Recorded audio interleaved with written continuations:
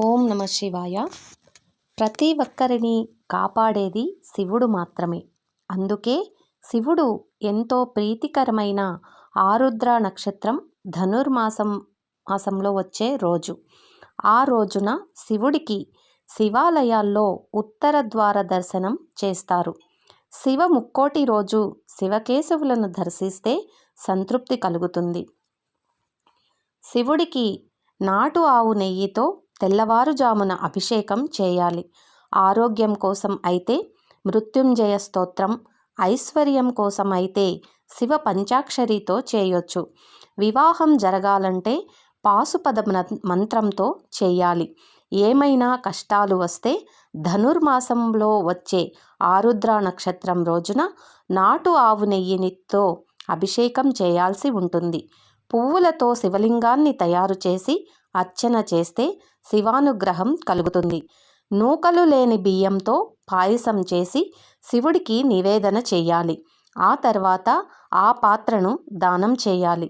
జన్మరాశి బట్టి ఈశ్వరుడిని పూజిస్తే మంచి ఫలితం కలుగుతుంది. ఆర్థిక ఇబ్బందులు, అప్పుల బాధలు తొలగిపోవాలంటే జన్మరాశిని బట్టి శివుడికి ప్రత్యేకమైన అభిషేకం చేయాలి. నూకలు లేని బియ్యంతో పాయసం చేసి శివుడికి నివేదన చేయాలి. శివుడికి తీపి పదార్థాలను నైవేద్యంగా సమర్పించాలి. ఇలా అన్ని రకాల రాసుల వారు తీపి పదార్థాలను నైవేద్యంగా సమర్పించవచ్చు. ఆవు పెరుగుతో, తెల్ల జిల్లేడు పూలతో అభిషేకం చేయొచ్చు. ఎర్రటి మందార పూలతో పూజించాలి. గోధుమ రవ్వతో చేసిన నైవేద్యాన్ని కూడా శివుడికి సమర్పించవచ్చు. హిందూ పురాణాల ప్రకారం శివుడిని భక్తి శ్రద్ధలతో కొలవాలి. శివుడిని లింగ రూపంలో పూజించాలి. కాబట్టి ఆరుద్ర నక్షత్రం వచ్చే రోజున ఖచ్చితంగా శివుడిపై పూజలు చేసి ఐశ్వర్యాన్ని పొందండి.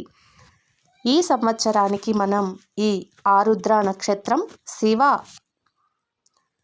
శివ ముక్కోటి అనే రోజు రేపు అనగా 3వ తారీఖు జనవరి నెల 2026 సంవత్సరం వస్తుంది.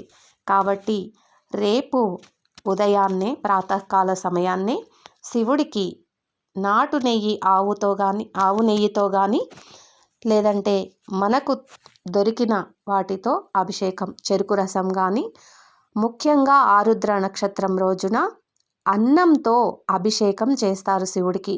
ఆ అన్నంతో అభిషేకం అనేది ఆరుద్ర నక్షత్రం రోజున చేస్తే శివుడికి మహా ప్రీతికరమైనదనమాట. అందుకని రేపటి రోజున మనం శివుడికి అభిషేకం చేసి మనం ఆయన కృపకు పాత్రులవుదాం. ఈ వీడియో కనుక మీకు నచ్చినట్లయితే లైక్ చేయండి, షేర్ చేయండి, సబ్స్క్రైబ్ చేసుకోండి. ఓం నమ శివాయ. స్వస్తి.